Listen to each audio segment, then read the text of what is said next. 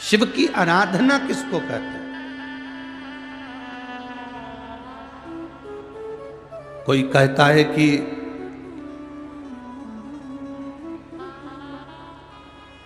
क्यों भटक रहे हो, क्यों जा रहे हो यहां वहां। हम कहते हैं तुम भटको भी मत, कहीं मत जाओ।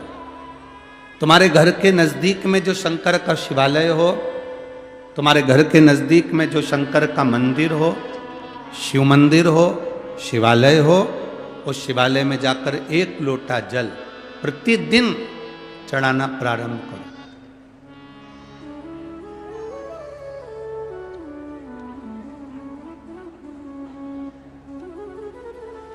जो प्रतिदिन भगवान शंकर के मंदिर में एक लोटा जल समर्पित करता है, उसका हाथ महादेव पकड़ लेता है, फिर ऐसे ही नहीं छोड़ता, उसको मंजिल तक पहुंचाकर छोड़ता है।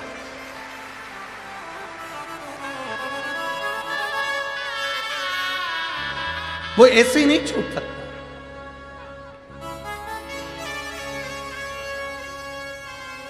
आपने अगर उस पर भरोसा करा है, हां थोड़ा कष्ट हो सकता है, थोड़ी तकलीफें आ सकती है, थोड़ा दुख आ सकता है, जिंदगी में थोड़े थोड़े तकलीफें हर मनुष्य के जीवन में आती है।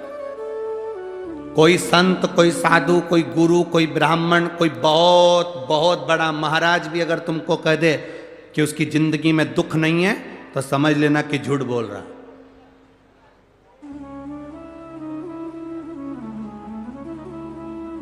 मेरे राम जी महाराज भी इस पृथ्वी पर जन्मे तो उनकी जिंदगी में भी दुख आया। मेरे भगवान कृष्ण भी इस पृथ्वी पर जन्मे तो उनकी जिंदगी में भी दुख आया। माता जानकी भी इस पृथ्वी पर प्रगटी तो उनकी जिंदगी में भी दुख आया।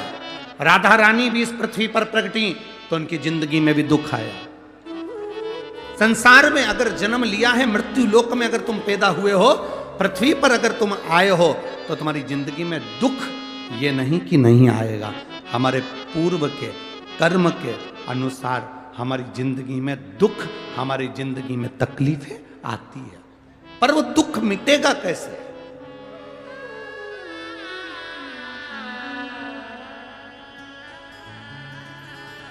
राम जी का दुख कैसे मिटा था?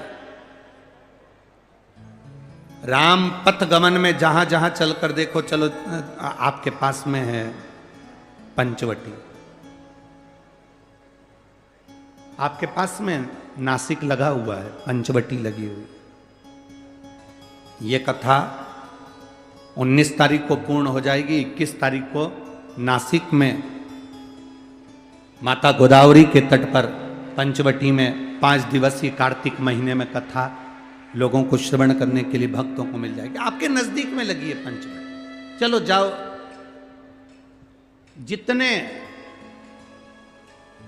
राम जी महाराज अयोध्या से लंका तक गए, उसके बीच में जितने राम जी के मंदिर नहीं है, उससे अधिक शंकर जी के मंदिर हैं। उसका कारण केवल एक है, राम जी जहां रुकते थे वहां शंकर भगवान के शिवलिंग की स्थापना करते थे, पूजन करते थे, और वहां से फिर आगे बढ़ते थे, फिर आगे बढ़ते थे, फिर आगे बढ़ते थे। बिना शंकर की आराधना के, बिना शंकर भगवान को एक लोटा जल चढ़ाए बिना मेरे राम जी महाराज आगे बढ़ते ही नहीं थे।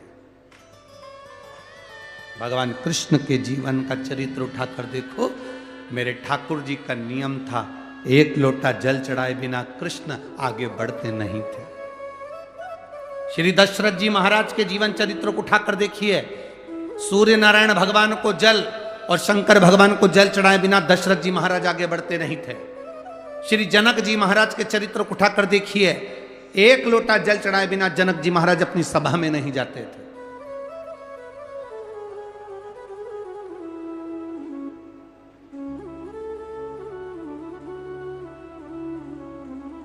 थोड़ी जिंदगी में तूफान आते हैं, कष्ट आते हैं, दर्द आता है, तकलीफें आती हैं, पर तूफान आता है तो पता चलता है ना कि मजबूती कितनी है। अभी पता चला, चला कि नहीं चला? अरे बोलो तो जम के। पता चला ना कि मजबूती कितनी है। ये हवा चलती है, तूफान आता है, तब पता चलता है मजबूती कितनी है।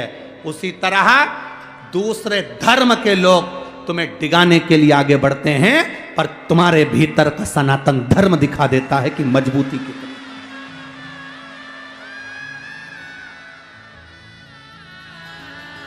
छत्रपति शिवाजी महाराज,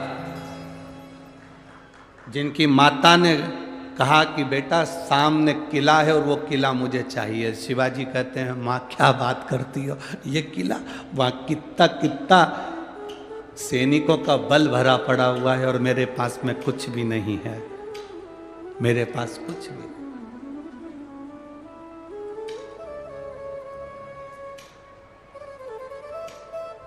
जीजाबाई के शब्द जब श्रवण किए, छत्रपति शिवाजी महाराज को छत्रपति का संबोधन स्वयं उनकी माता ने दिया है, स्वयं उनकी माता ने।